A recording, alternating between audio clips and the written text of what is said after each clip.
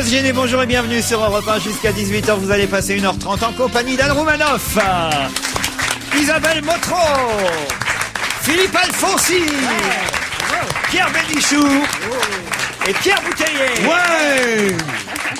Pierre qui vient d'arriver là à 16h29 minutes et 30 secondes. Pierre Bénichou. Pierre Bénichou, oui. Il vient d'arriver en disant j'étais pile à l'heure, mais c'est normal, j'ai failli avoir du retard parce que je sors de chez le phoniatre.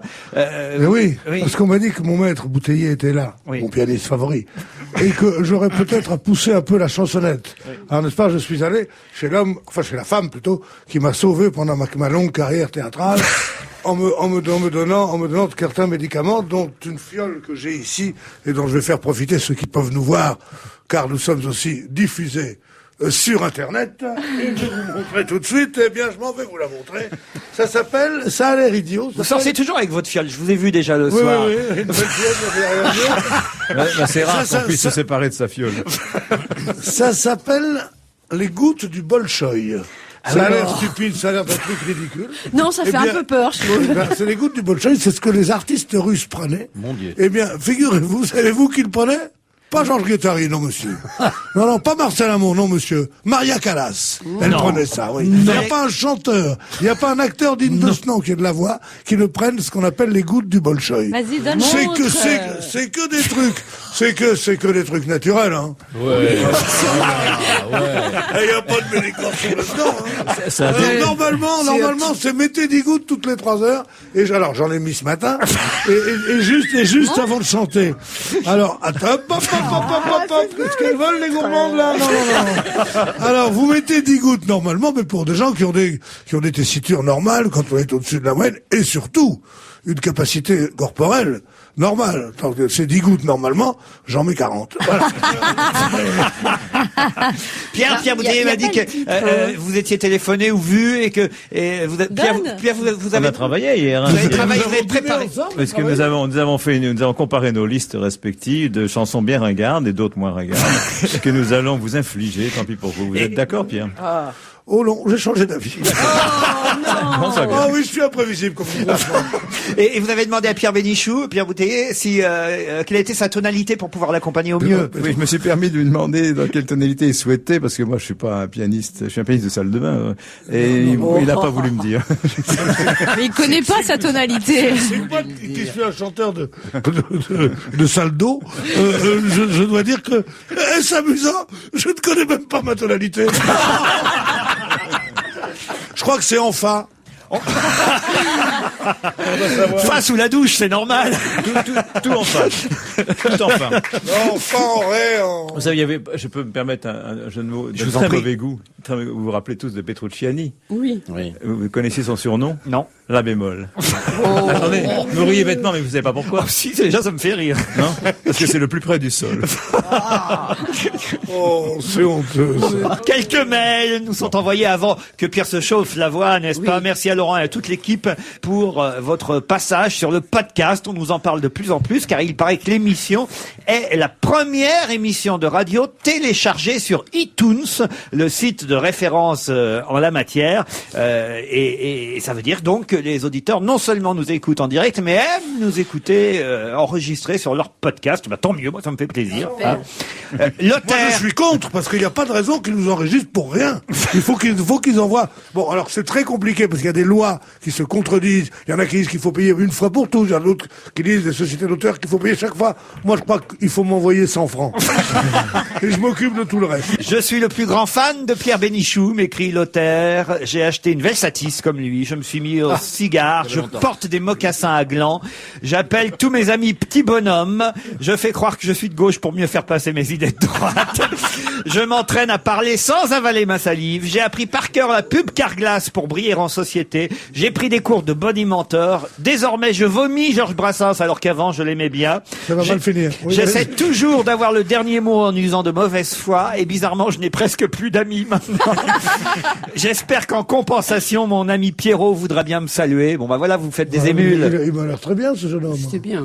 Ouais. Petite rectification, nous avons parlé de la petite France à Colmar. Il s'agit bien sûr, de la petite Venise à Colmar. La petite France, c'est à Strasbourg pour nos amis alsaciens qui nous écoutent. J'ai appris une chose extraordinaire. Ah oui. C'est que Guy Roux était né à Colmar. C'est pas vrai. Mais oui! Moi, je le voyais à Auxerre, raide comme balle. Pas du tout. Vous nous dites ça sans préparation, sans ménagement. Non, mais l'autre jour, on dit, vous avez vu Colmar, comme ils ont battu Monaco. Il faut dire, le terrain était lourd, puis on voyait pas grand chose. Ils ont battu 1-0. Alors on dit, alors Giroud, que pensez-vous de cette victoire? Ah, on dit glorieuse incertitude du sport. Et d'ailleurs, c'est pourquoi la Coupe de France est tellement aimée, c'est parce que ça permet aux petits de grignoter et souvent de mettre à terre les gros, n'est-ce pas? Et l'intervieweur, qui m'avait l'air très con, lui dit, mais ça va vous faire plaisir à vous, Giroud. Je dis, mais pourquoi que ça y ferait plaisir à Giroud? En effet, je suis natif de Colmar. Je téléphone à Bouteiller, il n'était pas libre. Allô? Pierrot? Non mais sérieusement. Giroud est de Colmar. Oui, mais on va pas faire l'émission là-dessus non plus.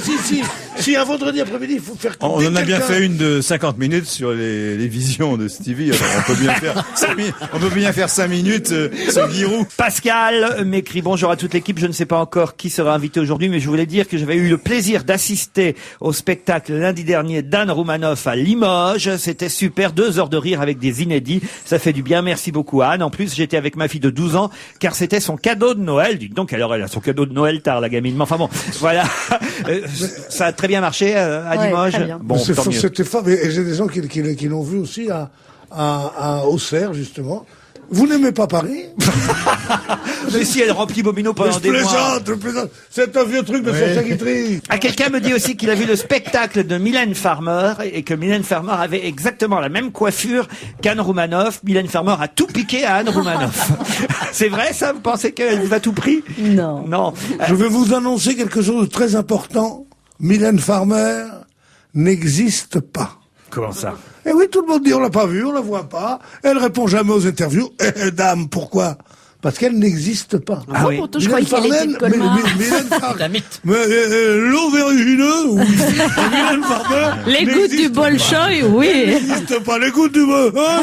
Oui. Mylène Farmer, non. On parlait de coiffure, justement. Isabelle Motro a été aperçue le week-end dernier dans un magasin de bricolage vers 17h40.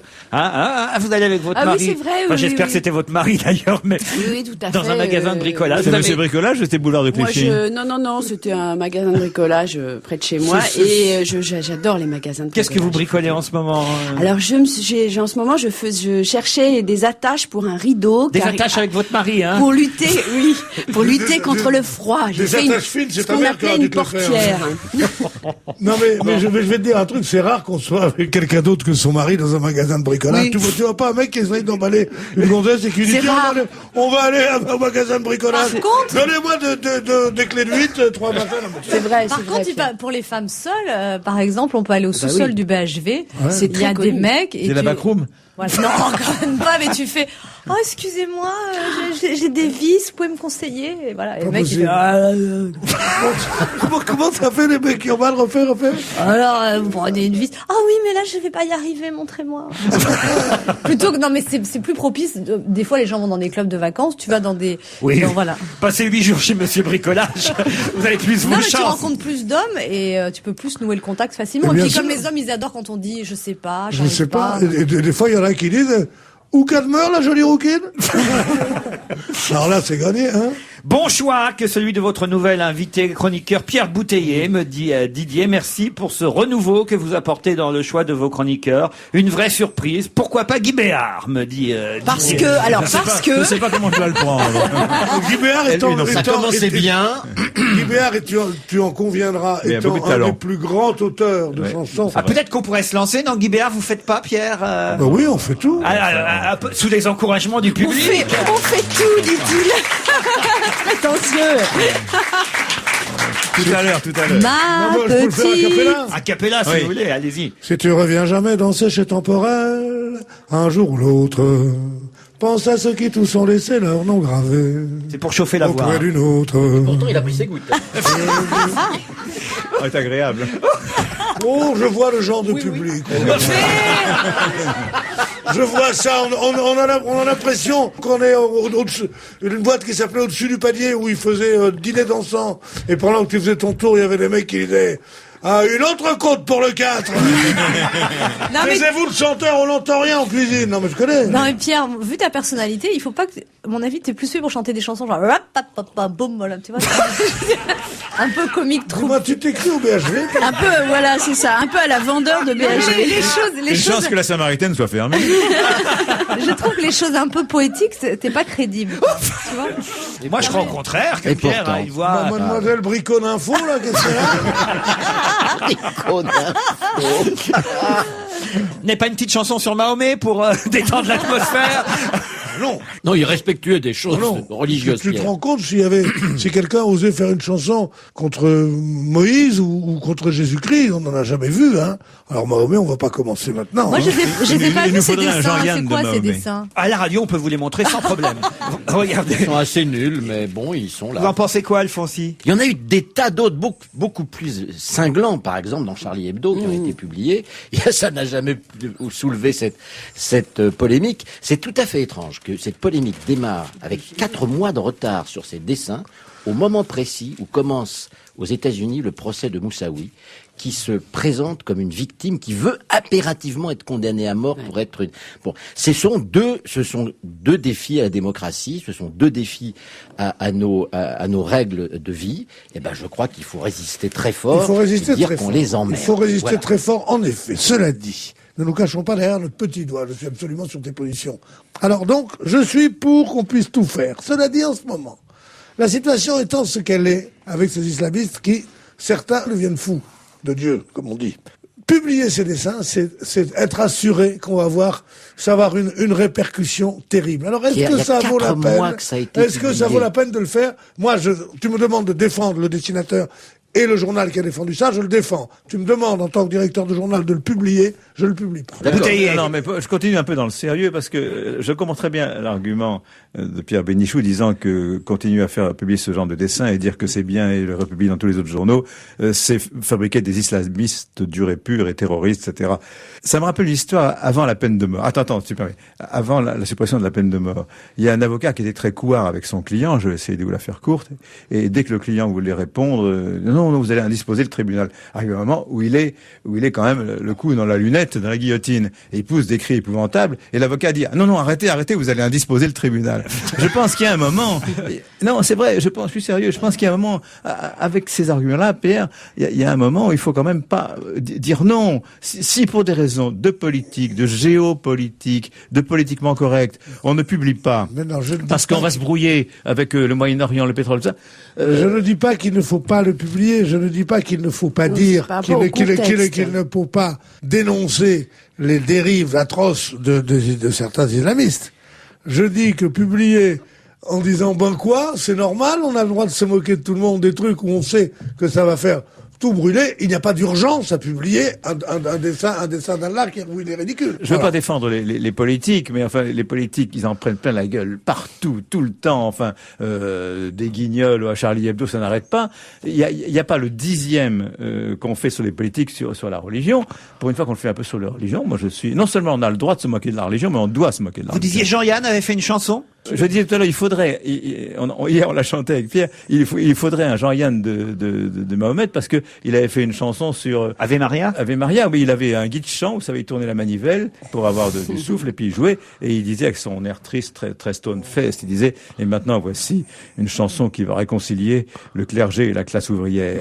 Et c'était Ave Maria, on va danser la Java. Ave Maria, on va danser la Java. Oui. Voilà. Non, tout est dit dans ce rappel que fait Le Monde daté d'aujourd'hui, dans le premier article de la Constitution. Pardon d'être encore un peu sérieux, puis je vais me lâcher après.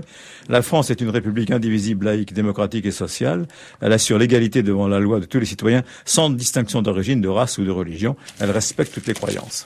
Tout est dit. Mais non, on peut très bien dire que ce n'est pas respecter toutes les croyances que de montrer la Vierge Marie avec un godemiché ou Alain avec une Kalachnikov. Ce n'est pas respecter toutes les croyances, excuse-moi. Alors, si on doit respecter les croyances... Faisons le contraire. Montrons Mahomet avec un godemiché et la Vierge Marie avec une Kalachnikov. Soupçon de chikungunya à Blois. Je ne veux pas vous faire peur, mais une femme de 51 ans, de retour de vacances de la Réunion, a été hospitalisée cette semaine à Blois avec une forte suspicion du virus de la fameuse chikungunya ou du fameux chikungunya, je sais pas comment on doit dire. En tout cas, la maladie qui frappe l'île de la Réunion. Des analyses sont en cours et ont confirmé qu'un homme revenant d'un séjour à la Réunion avait lui aussi été contaminé par le virus, mais il n'a pas été pour l'instant hospitalisés. Le problème, c'est que les touristes annulent leur séjour sur l'île de la Réunion, de plus en plus nombreux. 10 000 annulations de nuitées ont été enregistrées en 10 jours suite à l'épidémie. Vous annuleriez votre voyage, Anne Roumanoff, si vous deviez aller à la Réunion? Bah oui. Ah oui? Mais ne dites pas des choses pareilles. Oui, mais tu me demandes. Je suis un tempérament trouillard, mais j'irai pas non plus en Turquie à cause de la grippe aviaire, alors que peut-être il y a aucun risque. Ah, vous avez plus peur du poulet ou du moustique? Ça, c'est une vraie question.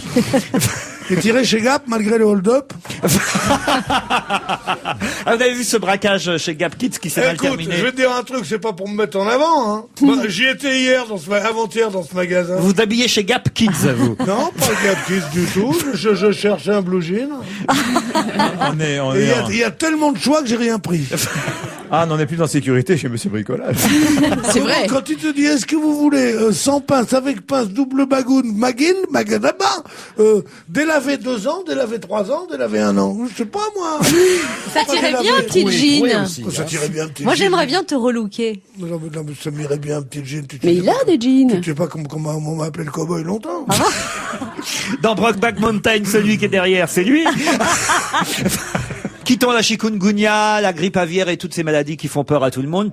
Alors là, un dossier, je suis sûr que Pierre Bouteiller, Pierre Bénichou, peut-être Philippe Alfonsi aussi, je ne sais pas s'il fréquentait cet endroit, vont pouvoir rebondir sur ce sujet incroyable du Parisien ce matin, la closerie des Lilas qui réclame 30 000 € aux héritiers de Étienne Rodagil, le célèbre parolier. On sait qu'il y avait déjà eu une polémique avec Julien Clerc suite à la sortie de son dernier album entre les enfants de Rodagil et Julien Clerc. Là, cette fois, c'est la célèbre brasserie chic du 6e arrondissement de Paris, la closerie, qui réclame le paiement d'une ardoise laissée par Étienne Rodagil, des frais de bouche, comme on dit à la mairie de Paris, estimés à 30 000 €. Aussi. Voilà, 30 000 €. Les dirigeants de la closerie ont assigné en justice les héritiers qui ne veulent pas payer. Les fils sont choqués, disent-ils, par la facture présentée par la brasserie et contestent les justificatifs. Nous avons demandé à notre avocat de porter plainte pour faux au pénal, dit Nouma Rodagil, qui a 38 ans, un des enfants de Étienne Rodagil. En revanche, à la closerie, on dit c'est ridicule, nous sommes hyper sereins qu'un établissement de cette renommée s'amuse à réclamer le paiement d'une dette n'est pas incroyable. Et pourquoi le ferait-on si cette dette ne nous était pas due? Les enfants répondent, notre père a grandement contribué à la notoriété de la closerie. De son vivant, son nom était sans cesse associé à celui de ce haut lieu, dans la presse notamment. À chaque fois qu'on parlait d'Étienne Rodagil, on parlait de la closerie des Lilas. Aujourd'hui, ils veulent le beurre, l'argent du beurre et le sourire de la crémière, répond le fils Rodagil. Alors non, d'abord, la closerie des Lilas n'a pas attendu Rodagil pour être célèbre. Il y a eu des gens très très célèbres qui y sont passés avant, Hemingway, Lénine, etc., etc. Il y a même leur nom sur les tables. Bon, donc on n'a pas attendu Rodagil. Mais je croyais, attendez, c'est frais de bouche ou frais de bar? Ah, les deux. Les deux, manifestement. Parce que vous savez que ça, a priori, vous pouvez faire toutes les ardasses que vous voulez dans les bars, on peut pas vous les réclamer. C'est pas la grivellerie, ça s'appelle pas la grivellerie. La grivellerie, il faut avoir mangé. Voilà. Si tu as fait que boire, voilà. comme tu peux il toujours est dire, seulement voilà. toléré que tu vendes de l'alcool, voilà. Si tu n'as fait que boire, tu ne peux pas. Il faut qu'il y ait un éclair au chocolat ou un sandwich. Et 132 whisky, on peut te faire payer le Simplement parce que légalement, tu ne peux pas faire de dette, enfin tu ne peux pas autoriser quelqu'un à boire à crédit. Voilà. Et puis donc si tu l'as autorisé, c'est pour toi. Bah, c'est pour tant toi. pis. En plus, donc faites-le. 30 000 €, ils auraient pu réagir avant quand même. C'est-à-dire, le mec, il arrive, il boit, il mange, il reboit. À un moment, il peut dire, monsieur, vous voulez pas un petit peu vous mettre à jour? Alors, c'est pas 2 ans après qu'il soit mort. Alors, vous êtes plutôt d'accord avec les enfants Rodagil. Pierre Bénichou. Moi, j'ai beaucoup été avec Rodagil à la closerie. Donc, c'est toi qui... Vous pourriez en payer une partie. Non, moi, je lance le sujet parce que je ne voudrais pas qu'il arrive à qui que ce soit autour de cette table, quoi que ce soit, et qu'on vienne me réclamer.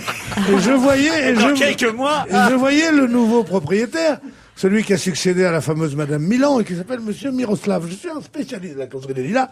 J'avais même mis au point un canular qui va vous amuser. C'est qu'il y a sur toutes les tables des noms, des plaques, petites plaques avec le nom des célébrités. Plaques avec Hemingway. D'ailleurs, ils en préparent une plaque au nom d'Étienne Rodagil. Et je voulais, quand on accusait, enfin, quand on répétait partout que Jospin avait été trotskiste, il y a une table où il y a Trotsky. Et je voulais mettre à côté, juste à la même table, une petite plaque avec Jospin. Et alors, ils se sont dégonflés. Ça aurait fait rire 3 personnes, c'est déjà pas mal. T'avais proposé ça à qui? À Miroslav. Bon. Pierre, vous n'avez rien d'autre à dire sur Lionel Jospin? Dites donc, vous, le service public, non?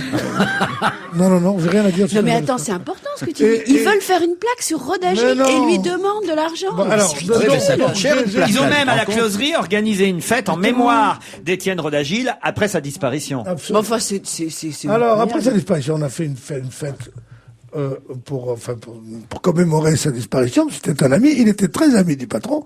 Fallait-il qu'il le fût pour que... Vous avez remarqué le... Oui, c'est beau. Magnifique. Il n'y a pas que ça d'imparfait chez vous, allez-y. Juste aimé que vous le fissiez plus souvent. Il a fallu que je le suce. Bon, alors... Donc, fallait-il qu'il le fût, ami du patron, pour arriver à avoir une dette de 20 briques. Parce que nous n'oublions pas que 30 000 euros, c'est quand même 200 000 francs, c'est 20 briques. Eh oui. Donc, pour avoir 20 briques, il faut être copain avec le patron. Alors, ça m'étonne qu'il se relève maintenant. Cela dit, les enfants de Rodagil sont, paraît-il, on leur reproche de pas être très gentils avec l'héritage, de pas être très gentils, et c'est peut-être un truc comme ça. Mais il y en a un qui devrait payer au moins la moitié, puisque lui, il paye bien ses dettes et qu'il a beaucoup d'argent et qu'il a beaucoup bu aussi avec Rodagil. C'est un chanteur qui est marié avec une chanteuse célèbre, comment il s'appelle? Ah, Renaud, c'est ça, oui. Alors Renaud, sur les droits d'auteur de sa nouvelle épouse, il pourrait distraire un peu d'argent pour payer les dettes de son meilleur ami Rodagil, dont il a dit pour toute oraison funèbre, avec ce qu'il buvait et ce qu'il fumait, pas étonnant qu'il soit mort d'un coup. Ce que j'ai trouvé bizarre venant du petit Renaud. Il y a longtemps que je voulais te le dire, Renaud, j'espère que ça ne sera pas coupé. Mais non, puisqu'on est en direct. Dites, c'est peut-être le moment de se lancer dans une petite chanson hommage, parce que la foule s'impatiente dans le studio. Une chanson. Qu'est-ce qu'on joue? Chante une chanson. Bésame mucho, c'est très bien ça. Allez, allons-y, c'est parti. On y va? Bésame mucho, como si fuera esta noche la última vez. Bésame mucho. Taria pam pim pim pam pim pim pam pim pim pam pam bom bom. C'est un bon début. Tu veux pas chanter? Pierre, tu veux pas chanter J'ai la rate qui se dit là? Oh non, c'est trop dur. Voilà qui revient à la chansonnette. Chanson dédiée à Nicolas Sarkozy et Cécilia. La voilà qui revient à la pomponnette. Non, j'aime pas les clowns, moi. Elle a dit la chanson de Maki. Elle a dit la chanson de Maki. Mais on n'oublie jamais le refrain qui vous met le cœur au feu. Elle a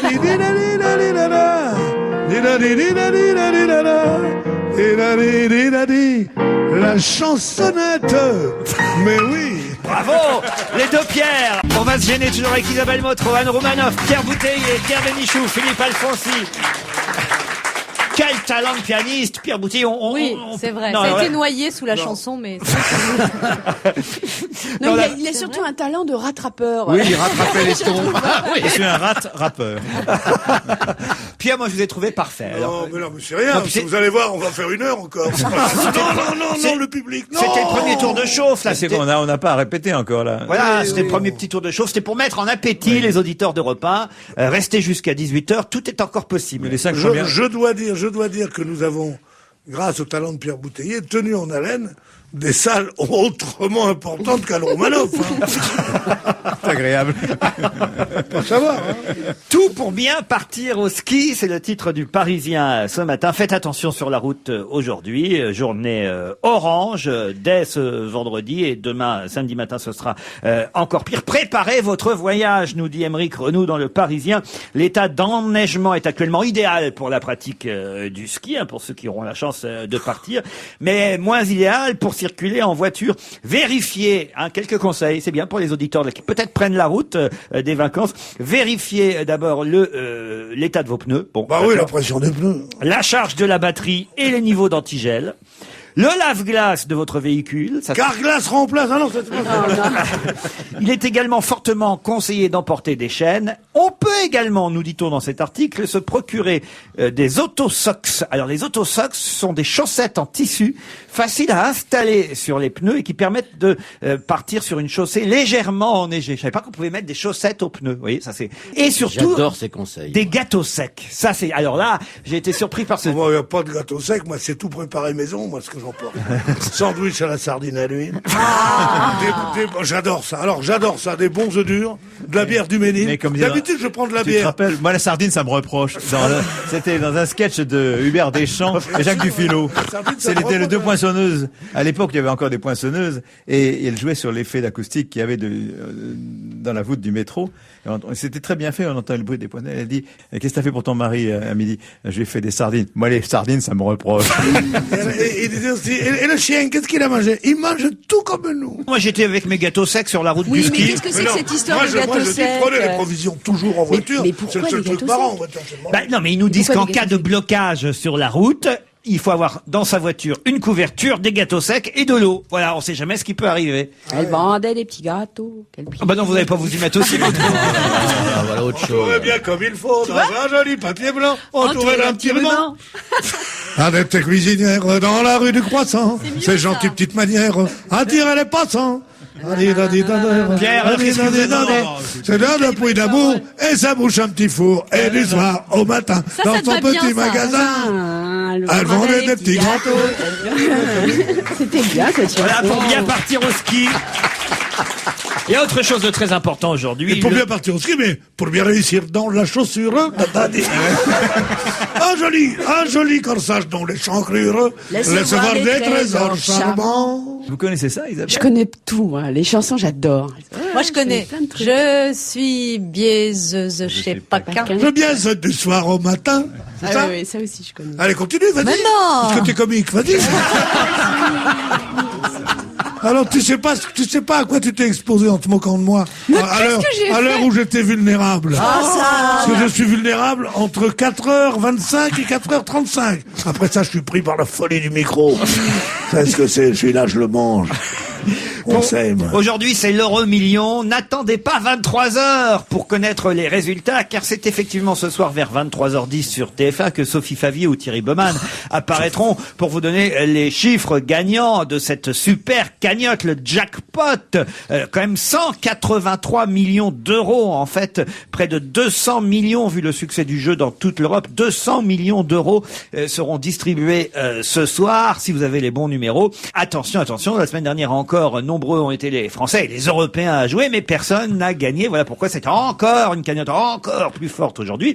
Et on nous dit qu'en fait, si à TF1 on diffuse les résultats des chiffres vers 23h10, dès 21h, 22h, 20h30, même dans certains pays, on peut connaître les résultats, car le tirage a lieu avant et est diffusé en différé dans les différents pays européens. Ah, donc il y a qu'à brancher sur les autres pays. Voilà, il faut sur Internet se brancher sur d'autres pays. C'est comme l'ambassade américaine qui conseille aux Français d'aller chercher des visas dans d'autres pays que la France. Le titre de François est même un peu trivial. 183 patates à gagner, ils disent. Oui, 183 patates. C'est un drôle de journal, bientôt ils auront caricaturé le bon Dieu. Oui, ça, ils vont pas tarder, à mon avis. Hein. Et alors, ce qui est intéressant, c'est cette autre histoire par rapport au jeu de hasard, c'est cette histoire du joueur qui accuse la société de loterie, la Française des Jeux, de tricher dans l'organisation des jeux de grattage. Cet homme qui a 60 ans, qui est ingénieur, explique avoir découvert une anomalie en fréquentant régulièrement les bureaux bureau de tabac avec des amis et depuis 4 ans,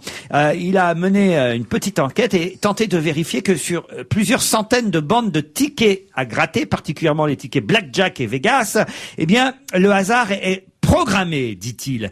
Il explique en fait que dans les bureaux de tabac, quand il y a eu un ticket gagnant dans une bande de jeux à gratter, une fois qu'il y a eu un ticket gagnant, il n'y en a plus d'autres. Voilà ce qu'explique ce monsieur. Il n'y a pas que du beau monde, monsieur Laurent. Et il dit à partir de là, il n'y a plus de hasard, car le hasard est programmé. Voilà. Il y a un témoignage à charge, un monsieur qui a tenu pendant 15 ans un petit bar à Pinon dans l'Aisne. Il a vendu des tickets de grattage pendant de longues années. Et il dit quand un ticket gagnant à 100 francs, par exemple, tombait sur une bande, on savait qu'il n'y avait plus rien derrière, mais on vendait quand même les tickets en sachant qu'ils étaient perdants. Et il se souvient de clients avertis qui demandaient des tickets provenant de bandes non entamées déjà, parce que là, vous êtes à peu près sûr d'avoir une chance. Ça, je connaissais pas cette histoire-là, mais et je suis sûr qu'il va gagner. Le témoignage du buraliste de Pinon dans l'Aisne. Moi, je connais parce que ma belle-mère habite là-bas. Ah, non, c'est vrai, elle habite là-bas, Marie-Thérèse. Bon, oui. Alors, il s'appelle Marie-Thérèse, on est très libre dans le monde. Eh bien, à Pinon, dans l'Aisne, il s'est fait les couilles en or, le mec. Eh bien, je ne peux pas vous suivre sur ce terrain-là, Pierre. Nous en tombe. Le secrétaire général de la Confédération nationale des buralistes dit tout ça est faux, c'est pas vrai. Je me souviens de plusieurs gros tickets sur une même bande de tickets, donc on ne peut pas savoir, même s'il y a eu un ticket gagnant, s'il n'y en aura pas encore un autre, mais c'est vrai que les probabilités sont moindres, certainement. Moi, je crois que monsieur Pinon dans l'Aisne a raison. Et a tort. et qu'il faut défendre l'honneur des buralistes. Déjà, on essaye par une odieuse campagne qui est payée par les médecins de dire que le tabac fait mal. Le tabac fait mal. Ben, c'est nouveau, ça tient. Alors non, on peut pas tout faire contre les buralistes. On leur donne presque pas d'argent. On leur a donné 7 milliards à chacun pour qu'ils pleurent moins, parce qu'ils avaient perdu 12%. Et puis ça vote surtout dans les zones frontalières. J'en ai pas dormi pendant des années. Pierre Bouteiller, vous ne jouez pas, vous, hein? Si, mais pas à ça. Pas à ça. Ah, vous jouez à quoi, vous jouez à la roulette. À la roulette au casino. À la roulette de la vie, j'ai tout gagné, toi t'as perdu. Alors j'ai vu. J'ai dit les choses qui passaient dans mon âme.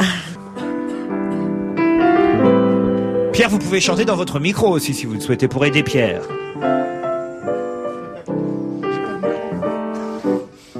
De Pierre, c'est le début d'une carrière. J'ai dit les mots qui passaient dans mon âme. Mais toi, dans ta petite tête de femme, t'as pas compris que j'étais perdu. Alors j'ai bu. À la roulette de la vie, toi t'as gagné. Moi j'ai perdu. Alors j'ai bu. Génial. On se retrouve après la pub. Isabelle Motro, Anne Romanoff, Philippe Alfonsi est toujours là, Pierre Bouteiller et Pierre Bénichou qui continuaient à chanter, à jouer pendant la pub. C'est incroyable. On ne les arrête plus.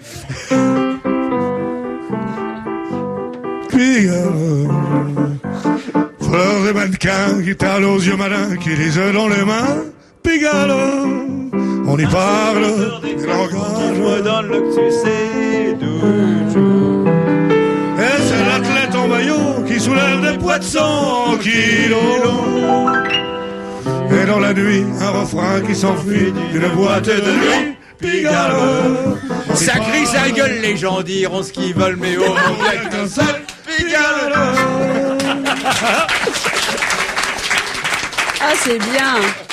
Je viens de recevoir un mail des Gouttes du Bolchoï qui nous disent arrêtez cette contre-publicité pour notre entreprise familiale. Un mot sur le sondage que publie Marianne, le sondage qui met Ségolène Royal en tête au deuxième tour face à Nicolas Sarkozy. C'est le premier qui tombe. À mon avis, c'est pas le dernier. Grosse surprise, Ségolène bat Nicolas au deuxième tour. 51% pour Ségolène Royal, 49% pour Nicolas Sarkozy. Ségolène Royal bouleverse tout le jeu politique. C'est dans le Parisien ce matin. C'est normal. C'est normal, il y en a un qui parle tout le temps, l'autre qui dit rien, donc c'est celle qui dit rien qui gagne. Elle est très elle est forte, cette Ségolène, parce que non seulement elle ne dit rien, mais elle dit quand même, mais à l'étranger. Elle a accordé une interview au Financial Times, ce qui alors provoque un émoi général, parce qu'en plus, elle dit du bien de Tony Blair. Elle dit, je pense que Tony Blair a été caricaturé en France. Cela ne me gêne pas d'afficher mon adhésion à certaines de ses idées. Il a réinvesti dans les services publics. Au sujet du chômage des jeunes, Tony Blair a obtenu de réels succès, dit Ségolène Royal, en utilisant plus de flexibilité. Elle ose employer un mot difficile en ce moment parce que c'est le mot... Elle n'a pas trouvé précarité. Et voilà. Mais elle dit aussi, mais plus de sécurité pour les jeunes. Nous ne devons être bloqués sur aucun sujet. Alors là, Martine Aubry a dû faire des bons parce que, et Dominique Strauss-Kahn aussi, elle dit, même sur les 35 heures, nous devons réfléchir, dit Ségolène Royal. Elle fout la gauche, mais alors dans un bordel monstrueux. Et alors même dans le couple, parce que elle dit dans le même entretien qu'elle a accordé au Financial Times, elle dit, si nous nous marions maintenant avec François, tout le monde crierait à la manipulation. Quant à la présidentielle, nous déciderons ensemble, en tant que couple, en septembre, lequel de nous deux briguera les sondages des 130 000 adhérents du parti. La François Hollande a dû tomber à la renverse, parce que du même coup, on apprend qu'il est vraiment candidat, alors que jamais il ne l'avait dit jusqu'alors. Elle le fout. Alors non, mais moi je la trouve géniale. Se marrer, hein. Elle est géniale. Non, moi je trouve que c'est très intéressant, parce que c'est des pratiques nouvelles dans la démocratie. C'est que qu'est-ce qu'on ne dirait pas si, imaginez que Strauss-Kahn dirait, oui, je verrai avec Anne Sinclair comment va se répartir les rôles, ce soit peut-être moi le président, elle le Premier ministre. Mais oui, mais non, Anne Sinclair, ce n'est pas une femme politique, donc en même temps. Mais non, non, je trouve que là, pour le coup, parce que c'est. Isabelle a absolument raison. Mademoiselle Royal a fait une carrière politique complète. Elle a fait Sciences Po, elle a fait l'ENA. Elle était à l'ENA avec son mari, c'est là où ils se sont connus. Ensuite, elle est élue du peuple. Elle est arrivée dans le Parti socialiste. Elle a été ministre. Elle est tout à fait légitime, comme dirait de Drucker, pour être, il dit toujours légitime, donc, elle est tout à fait légitime pour briguer l'investiture de son parti. Je vous ai dit déjà, comme elle ne dit rien, elle gagne, mais vous m'avez bluffé, j'avais pas lu son interview. Où est-ce qu'elle a dit? Financial Times. Et là, évidemment, ça bouleverse. Il est bien évident. Ça va devenir de plus en plus torrentueux. Moi, je pense que ça va. Le journal britannique l'appelle la Celebrity Royale. On est compte un peu, c'est génial. Elle se fait une pub d'enfer, elle dit pas un mot ici. Laurent, il y a encore 14 mois. Oui, et puis... Mais tu sais, il y a une phrase qui dit... On dit déjà ça depuis 2 mois. On ne sort de l'ambiguïté qu'à son détriment. C'était Talleyrand qui disait ça. Voilà, elle pratique ça parfaitement. Oui, mais on le ne jour sort de l'ambiguïté qu'à son détriment. Ouais. Et pour l'instant, elle a toujours tenu ça. Elle n'a jamais sorti. Il y a un moment, il faut cracher sa Valda quand même. Oui, et puis je pense. Alors ça, c'est qui? C'est pas Talleyrand qui a dit ça. C'est plutôt Audiard. Vous qui êtes très jeune, monsieur Ruquier, est-ce que vous avez dit la Valda, il faut qu'elle crache sa Valda? Vous dites ça pourrait être de l'Audiard. C'est pas de l'Audiard, c'est bien avant Audiard. Mais est-ce que vous savez ce que ça voulait dire? Une pastille Valda, oui, et une balle de revolver, bien sûr. Mais non, pas du tout. C'est quoi? Tu la craches ta Valda, c'est formidable, parce que vous souvenez-vous la couleur de la Valda? Verte. C'était quand on attendait au feu rouge et qu'on implorait le feu rouge. Là, tu la craches ta Valda, c'est-à-dire ça va-t-il passer au vert? Ah bon? Oui, je savais pas. Je savais qu'il ne le savait pas. Bon, enfin, Ségolène Royal, voilà, on surprend plus d'un. Et ce sondage CSA, Marianne, montre d'autres choses intéressantes, évidemment. D'abord, le score de Villepin par rapport à Sarkozy, dans l'hypothèse où tous les deux seraient candidats. Il faut quand même voir que Nicolas Sarkozy, au premier tour, fait 26% des voix, alors que monsieur Dominique de Villepin n'en fait que 12%. Ségolène en fait 27 dès le premier tour, 4% pour Arlette Laguillet, 6% pour Olivier Besancenot, 4% seulement pour Marie-Georges Buffet. Il y en a beaucoup qui sont en dessous des fameux 5% qui permet, vous savez, le remboursement récupérer les frais de campagne, des frais de campagne. François Bayrou est juste au score de 5, et sauvé in extremis. Dominique de Villepin, je vous l'ai dit, 12. De Villiers, 5. Le Pen est sous la barre des 10 avec 9 points grâce, on l'imagine, à la présence de Villiers et peut-être aussi de Sarko qui a dit méchant, Sarko. C'est vous, Alphonsine, ça. Non, c'est un Romanov. C'est sûr qu'il va prendre, il va prendre du monde à Le Pen, et c'est très bien. En revanche, sans la présence de Villepin au premier tour, Nicolas Sarkozy fait un meilleur score, évidemment, et là, il est devant Ségolène, 31 contre 28 pour Ségolène, mais au deuxième tour, elle le bat. C'est un des premiers sondages qui les oppose. Il y en aura évidemment beaucoup d'autres dans les 14 mois qui viennent, mais quand même, c'est une indication, et j'imagine qu'au PS, on doit réfléchir, et monsieur Jospin peut-être le premier. Je crois pas une seconde. C'est comme si on disait, où est-ce que vous voulez aller en vacances? À Honolulu? À Auvers-sur-Oise ou à la Vendoue? Tout le monde dit Honolulu. Combien vend un Honolulu après? Je ne sais pas si c'est une comparaison tout à fait. Mais oui, mais oui, c'est un rêve d'avoir une femme. Il a raison, c'est beaucoup plus classique. D'avoir une femme aussi jolie, aussi intelligente, qui soit là, qui a des idées de gauche, tout en étant raisonnable et sachant quand même qu'une ménagère et tout ça, évidemment que ça plaît, mais au moment de la bagarre. Mais Pierre, on ressort Jospin au moment de la bagarre, voyons. Allons. Je me demande, classique. Ça exprime aussi une volonté, un ras-le-bol des gens de la classe politique traditionnelle et ils ont envie de nouvelles têtes et une femme, tout d'un coup, ça apporte un peu de fraîcheur. Et maintenant, c'est vrai qu'il faut qu'elle tienne la route et c'est vrai que dans une confrontation en tête-à-tête, est-ce qu'elle va être elle est un peu susceptible quand même, donc il faut qu'elle. Elle est susceptible. Oui. Qu'est-ce qui te fait dire ça? Par exemple, cette histoire de talons hauts voilà, dans son voyage, voilà. Oui, mais elle va attends, prendre des elle a coups. raison. Oui. Qu'est-ce que ça veut dire? Non, mais ça veut dire que dans une campagne présidentielle, tu prends des coups, t'es attaqué. Les femmes, les femmes, eh bien, les femmes, elles ne veulent pas qu'on parle de leurs talons aiguilles. Elles ont raison. Parce qu'elles ne sont pas définissables uniquement, réductibles à leurs talons aiguilles ou à leur porte-jartel ou à leurs jambes, machin. Quoique. Et elles sont mais qu'on passe cela sous silence totalement, et elles sont furieuses. Alors il faudrait savoir, mais quel genre de On se retrouve après la pub, on vous laisse réfléchir à ça. On va se gêner toujours avec Anne Romanoff, Philippe Alfonsi, Isabelle Motro, Pierre Bouteiller au piano, Pierre Bénichou au chant.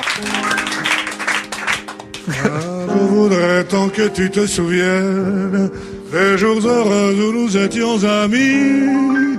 En ce temps-là, la vie était plus belle et le soleil plus brûlant qu'aujourd'hui. Les feuilles mortes se ramassent à la pelle, les souvenirs et les regrets aussi. Les feuilles mortes se ramassent à la pelle, les souvenirs et les regrets aussi. C'est une chanson qui nous ressemble, toi qui m'aimais, moi qui t'aimais. Nous vivions tous les deux ensemble, toi qui m'aimais et je t'aimais. Mais la vie sépare ceux qui s'aiment. Doucement, sans faire de bruit, et la mer efface sur les sables, Simone, le temps, les pas, des amants, des unis. Bravo, les deux Pierres.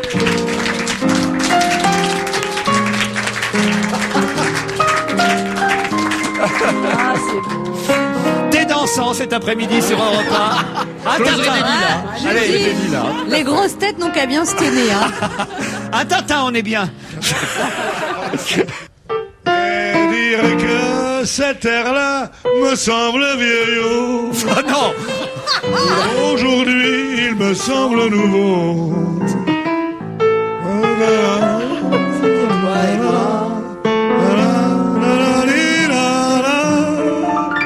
Souviens-toi, ça parlait de la Picardie et des roses qu'on trouve là-bas. Amoureux sur cette terre, nous avons dansé. La voiture immatriculée 3275. Ce temps-là, Gêne la circulation devant la boîte de nuit. Ginette est demandée au vestiaire. Alors, les auditeurs en plus n'ont pas la chance de voir cette chorégraphie magnifique. Il y a des petits sautillements de droite de gauche, des œillades de velours. Il faut le voir dans la danseuse éclair. C'est ténébreux en fait. C'est vrai que bah oui. C'est vrai que t'as pas un physique comment dire évident, mais ça c'est vraiment le camembert qui dit au Roquefort tu pues. Moi j'ai pas un physique évident. Non, mais un grand brun magnifique, comment le... Mais j'avoue que tu as un œil de velours et tout à l'heure tu l'as promené sur moi. Et tu connais pas les Macalines encore. La belle de Cadix. La belle de Cadix a les yeux de velours. Ah oui. La belle de Cadix ne connaît pas l'amour. Bon alors là, fallait pas lui dire qu'il avait des yeux de velours, Anne. La belle de Cadix a mes yeux d'amande. chico, chica, aïe, aïe, aïe, aïe, aïe, aïe. Mais malgré son sourire et son air engageant, la belle de Cadix n'a besoin d'un amant. Chico, chica, aïe, aïe, aïe. Pierre Bénichou se produit dans les maisons de retraite.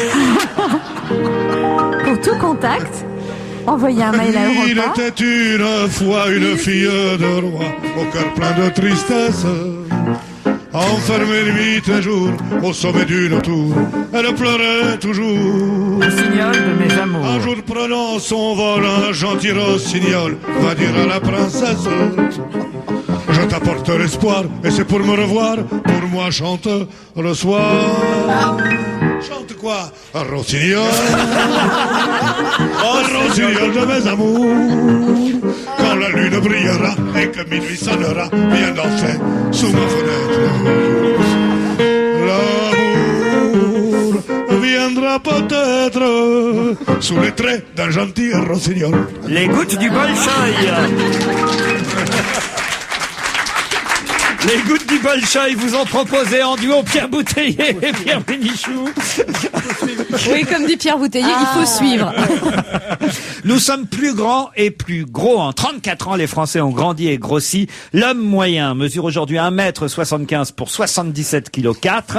La femme mesure 1m62 pour 62 kg et demi. Ce qui est intéressant, c'est de voir que les femmes ont un bassin plus large qu'avant. Je croyais que c'était le contraire. Ah non. Oui, moi aussi. Moi, j'aurais mis ma main au feu qu'avant. La française Oui, bah, ta main, était quelqu'un avec une taille fine et des hanches rebondies, et que maintenant elles étaient toutes droites. Non, le bassin des femmes s'élargit. Eh ben bravo.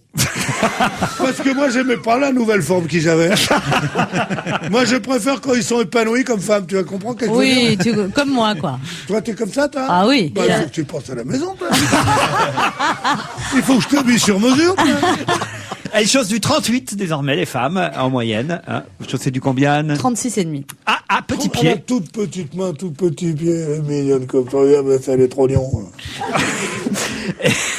Je plais au 3e âge, c'est une chance. Et alors, ce qui veut dire, et ça c'est intéressant, que non seulement les patrons de vêtements vont s'adapter à ce nouveau poids et cette nouvelle taille des Français, mais même les magasins de meubles, le secteur du meuble, on va faire des meubles plus hauts et plus larges. Même les raquettes de tennis, désormais, vont faire des raquettes king size pour s'adapter aux nouvelles mesures des Français. Ça a été essayé il y a une quinzaine d'années. Il y avait des king size, des très grands amis. Mon cher grand ami. je le fais tout de suite, comme ça évite aux autres. Et ils ont abandonné. On est mal barré. On est revenu à un moyen tamis. Le fisc n'arrive pas à calculer les impôts de Bill Gates. Vous avez entendu cette info cette semaine. Le créateur de Microsoft, l'homme le plus riche du monde, a déclaré mardi dernier que les services des impôts des États-Unis étaient obligés d'utiliser un ordinateur spécial pour calculer le montant de sa Et contribution. c'est lui qui a fabriqué le logiciel. Pas bête, c'est drôle. Non mais ça fait rêver, quoi. Je veux dire, on a tous envie de ça. Franchement, non, ça vous fait pas rêver, vous. Regardez, vous êtes encore obligé de cachetonner avec un pianiste. Mais on fait ça parce que il joue du piano maintenant. Alors pour le défaucher, je le fais avec lui, mais moi j'ai pas besoin. On n'a plus une communion libre. Pierre Bénichou est un peu jaloux de Pierre Bouteiller parce que Pierre a une voix de radio incroyable. Les auditeurs, depuis votre retour ici, disent mais quelle voix de radio cet homme. Pierre, il a la classe aussi. De Pierre Bouteiller, c'est vrai quand il parle, il y a une façon. Vous n'avez pas ça, vous, Pierre. Vous n'avez pas cet organe-là. Hein. Non, mais Pierre a une voix extraordinaire. Il a une voix qu'on reconnaît. Oui. Pierre Bouteiller, on entendrait, on serait au Kamchatka, dans un sous-sol, on entendrait. Et maintenant, le Gershwin, on dirait. Mais ça serait pas Pierre Bouteiller. Ben justement, on va entendre un animateur musical dans un instant, mais ce sera après le livre, car on n'a pas encore fait le livre de la semaine. Tout de suite, après la pub, le livre de la semaine. Coca-Cola, l'enquête interdite, c'est chez Flammarion. William Raymond publie cette enquête. C'est un journaliste français qui vit aux États-Unis, qui a déjà publié de nombreux ouvrages, parmi lesquels Dominici non coupable, Kennedy, autopsie d'un crime d'État, Kennedy, le dernier témoin. Là, il s'attaque à Coca-Cola, l'enquête interdite chez Flammarion, qui commence peut-être... Tiens, Anne Romanoff, ça vous a intéressé ? Pas trop. Ça commence mal. Non, alors pour encourager, je dirais que c'est une enquête extrêmement bien fournie sur le Coca-Cola. Ça va des origines, l'histoire, la fabrication du produit, l'attitude de la firme pendant la guerre. Bon, Bon, alors c'est pas très ennuyeux à lire. Parce qu'il a essayé de dramatiser les choses, mais je trouve des fois en exagérant un petit peu, il y a des chapitres un peu racoleurs, le divorce, le blasphème, l'unité, la dyspepsie, le challenge, le loco, bref. Alors il raconte qu'on lui a mis des bâtons dans les roues, qu'il a souffert. Bah, sûrement, hein. Oui, d'accord. Non, ce n'est pas, à mon avis, le grand livre qu'on attendait sur ce truc-là. Sur Coca-Cola? Non. Moi, je trouve pas qu'il révèle des secrets extraordinaires, voilà. Moi, si vous voulez pas lire, j'ai retenu quelques infos pour briller dans un dîner. Allez-y. Oh, tu sais que la France, c'est un pays où Coca-Cola n'a pas vraiment réussi à s'implanter. Il y a que 17 litres de coca qui sont consommés par an et par habitant.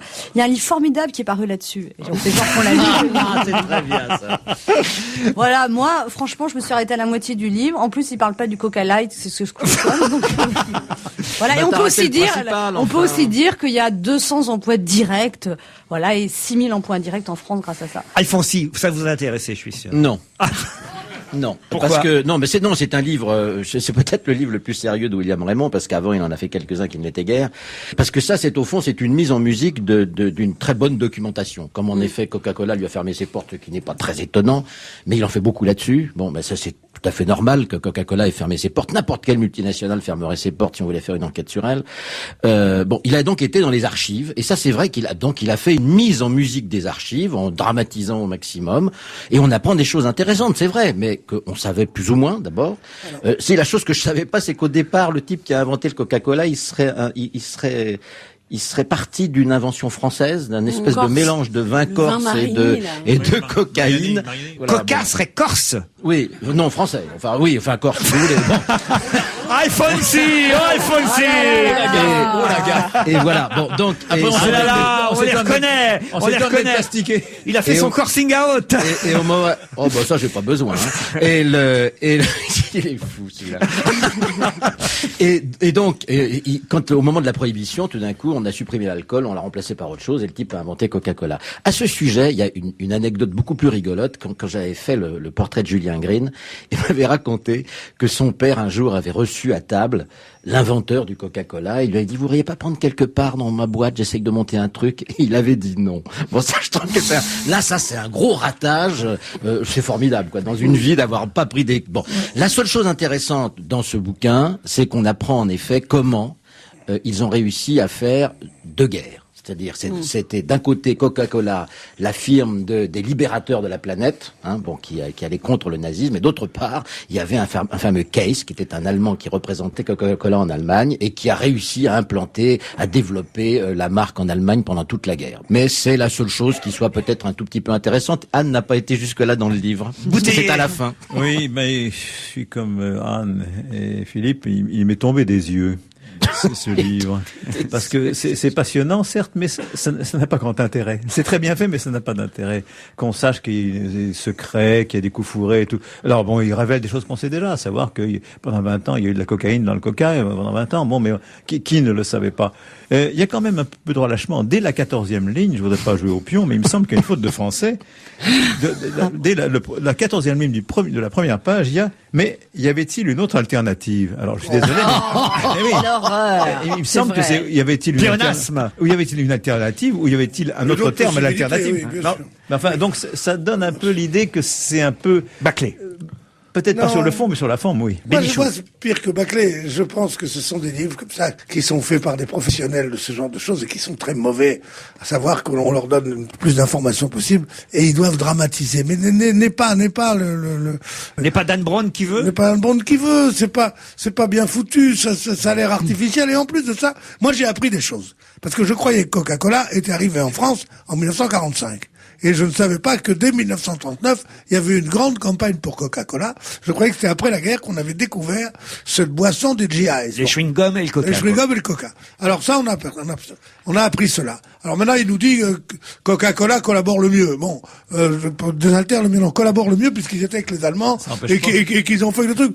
Je crois pas tellement. Je crois que c'est une grande firme qui avait des billes là, des billes là-bas et qui n'ont pas joué ce truc. C'est le principe de causalité, la théorie du complot, qui est en train de tout gagner maintenant. C'est parce qu'ils voulaient être d'abord avec les Allemands, puis après ils ont aidé les nazis. C'est quand même pas I.G. Farben là qui a fait le gaz pour les chambres à gaz. Bon, c'est un truc avec des moyens de multinationales qui fait un truc que nous ne trouvons pas bon, mais que nous vivons quand même. Enfin, c'était très mystérieux. Et il y a une chose qu'ils ne disent pas et qui est extraordinaire. J'ose pas le dire parce que c'est très intime et très dégueulasse. Les GI qui couchaient avec des Françaises ou des choses pendant la guerre apprenaient leur bouteille de Coca-Cola comme désinfectant et qui faisaient une sorte de jet de Coca-Cola dans les parties intimes de ces dames, qui leur servait d'abord de désinfectant pour ne pas attraper de maladie, et ensuite et surtout pour ne pas avoir d'enfants. Et ça, c'est une anecdote que je trouve... Pardon ? Ça marche ? Pas à tous les coups, puis en plus il y a d'autres... Maintenant, il y a d'autres moyens. Non, il y a le Anne, j'ai une bonne nouvelle pour vous. Il y a beaucoup mieux, il y a le Pepsi, quoi, là. Coca Light. On ne sait pas sur le Coca qui n'est pas là-dedans. C'est plus marrant quand même de dire... Ça nettoie bien les tables aussi. Isabelle Motro. Moi, je vous trouve un peu sévère sur ce bouquin parce que bon, c'est peut-être mes nombreuses années de culture pub qui m'ont appris à m'intéresser à la vie des entreprises et à leur histoire. Mais je trouve que finalement, si on résume tout ce que vous avez appris les uns les autres, ça fait une somme quand même de choses globales. Mais si, chacun a écrit des pages. On pouvait écrire ça en je trouve que le début de cette firme. Les débuts avec les histoires, alors là pour le coup des complots, des multiples propriétaires de la marque, des inventeurs, les tâtonnements pour enlever la cocaïne mais que quand même le goût soit pas perverti, etc. Moi je trouve que tout ça est assez intéressant. Effectivement c'est un gros bouquin, ça s'essouffle par moments et tout ça, mais je vous trouve un peu sévère parce que je trouve que finalement il a quand même bien fait son boulot. C'est vrai que c'est écrit avec un style qu'on connaît par cœur, le style des... C'est le style du mauvais writer. Voilà, des dossiers. C'est pas un style, c'est le style du mauvais writer. Mais je trouve que ce capital. titre s'est investi dans un truc, voilà, c'est capital. Non, Plutôt conseillé, on va dire, par Isabelle Motro. Pour ceux qui ont envie d'en savoir plus sur Coca-Cola, l'enquête interdite chez Flammarion, c'est signé William Raymond. Ça a un peu rasé les autres. On se retrouve dans un instant après la pub. On va se gêner, c'est l'heure de Raphaël Mesrahi. Bonjour Raphaël. Oui, bonjour. Alors, chaque jour depuis lundi, vous avez remplacé au pied levé notre ami Serge Liado qui reviendra dans quelques semaines. Vous, non pas avec des chansons qui se ressemblent, mais avec des archives sonores, puisque vous les... Sons, répondeurs, enfin plein de choses comme ça. Puisque vous les collectionnez. Radio, plein de trucs comme ça, Vous avez même ouvert une boîte mail au cas où certains auditeurs auraient des sons à nous confier par la même occasion. Ils peuvent envoyer leurs propositions sur sonmesrahi@hotmail.fr. C'est bien ça, hein? C'est exactement ça. Son Mesrahi attaché, son comme du son, Mesrahi, MEZRAHI, @hotmail.fr. Alors aujourd'hui, vous nous proposez quoi? C'est une dédicace spéciale à Pierre Bouteiller? Oui, c'est spécial Pierre Bouteiller, exactement. Ouais, parce que là, j'ai chopé ça sur une radio suisse qui s'appelle Espace 2. Et vous savez comment ça se passe, les émissions enregistrées. C'est-à-dire qu'en général, bon, de temps en temps, il y a des animateurs qui débordent un peu, qui font des petites bourdes, etc. Et donc, ils filent la bande au réalisateur monteur, qui nettoie un peu tout ça, qui diffuse. Voilà, s'il y a eu des petites erreurs ou des petites bavures. Des petites bavures. Et parfois, le réalisateur oublie d'enlever une bavure. Ah oui, de temps en temps, il oublie. Eh ben, c'est ce qu'on va écouter maintenant. Bah voilà.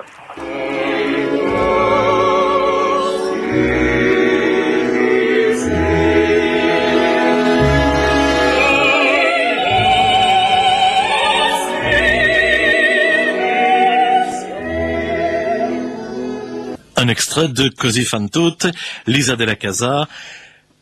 Comment elle s'appelle cette pute? Excuse-moi. Un extrait de Così fan tutte et de Mozart, Lisa della Casa, Christa Ludwig, Paul Schöffler. L'orchestre philharmonique de Vienne était dirigé par Karl Böhm. Pierre? Oui, Espace 2, c'est la chaîne, c'est le condensé de France Culture et de France Musique de la Suisse. Moi, j'ai trouvé ça très drôle, j'ai pensé à vous tout de suite, Pierre. À cause de la Così fan tutte ou à cause de qui c'est cette pute? Non, votre amour pour la musique classique. Moi, j'ai reconnu la voix de Bouteiller. Moi aussi. Dites-le que c'est vous, Pierre Bouteiller, dites-le. Je l'avouerai, mais n'ayant jamais travaillé en Suisse. On vous remercie, Raphaël Mesrahi, bravo. Merci, et bon week-end. Dans un instant, nous parlerons cinéma. Ce sera après Cali, Je m'en vais, que nous retrouverons Monique Pantel. Et Monique Pantel au téléphone. Bonjour Monique. Bonjour. Les films sortis mercredi dernier. On va commencer. Vous allez bien d'abord, Monique? Non. Oh. Pourquoi encore? Parce que je suis amiantée depuis lundi par la tour Montparnasse qu'on débarrasse de ses poussières. Ah, et vous avez peur pour vous? Eh ben oui, ça va tomber sur moi comme par hasard. Et mercredi, j'ai été irradiée par les bronzés, découvert sur l'écran total de mon cinéma. Alors, Les Bronzés 3, amis pour la vie, on entend tout et son contraire sur ce film qui quand même cartonne, ça il faut le dire, en salle. Alors, vous, qu'est-ce que vous en pensez? Le cadre, c'est un hôtel de Sardaigne, c'est très beau, ça m'a donné envie d'y aller. Et mes copains du Splendide, que je connais depuis 30 ans, sont toujours sympas. Un seul problème, cette fois, leur mayonnaise ne prend pas trop. Normal, ils n'ont pas mis assez d'huile solaire. Mais c'est quand même très sympa, et les spectateurs se précipitent comme les croyants à Lourdes. C'est dingue. Allez, Les Bronzés 3, amis pour la vie, Isabelle Motro. Oui, moi j'ai trouvé que le début était un petit peu long à se mettre en place, mais voilà, ça fait de toute façon tellement plaisir de les retrouver c'est difficile de juger ce film-là parce qu'on a l'impression de retrouver des vieux copains, donc c'est difficile d'avoir un regard critique, je trouve. Par contre, effectivement, je trouve que le scénario est un tout petit peu mou quand même par rapport au précédent. Avec le temps, je suis sûr qu'on le trouvera tout aussi bon que les deux précédents. C'est simplement que c'est pas facile, effectivement, de juger un film quand on l'attend à ce point. Moi, en tout cas, ça m'a bien fait marrer. Cache-cache, un film d'Yves Comon. Eh ben, c'est tout à fait charmant. C'est une famille qui aménage avec ses 2 enfants dans une maison à la campagne. Mais l'ancien proprio, il est furieux. Il essaie de leur faire partir en jouant les fantômes et en leur faisant peur. Mais évidemment, c'est pas vrai. Il n'y a pas de fantômes. Et c'est tout à fait charmant. C'est un petit conte pour les enfants et pour les grands. Cache-cache conseillé donc par Monique, un petit film, il faut le trouver dans les salles évidemment. Et oui. Faux amis, un film avec John Cusack, Corinne Nielsen, Billy Bob Thornton. C'est le 24 décembre, il pleut sur Wichita. Mais tout va bien pour Charlie, qui est un avocat pas très droit, parce qu'il a piqué avec son associé $2 millions à un gangster local. C'est rocambolesque, ça va saigner, c'est marrant, c'est outrancier, même si on comprend pas tout. Enfin, moi, j'ai pas tout compris, mais c'est quand même très, très marrant. Bon, c'est plus que très marrant, c'est un très bon film. C'est très bien fait. C'est un peu caricatural des films des années 40, des polars des années 40-50, avec des répliques comme ça ciselées, des scènes complètement surréalistes et absolument irrésistibles.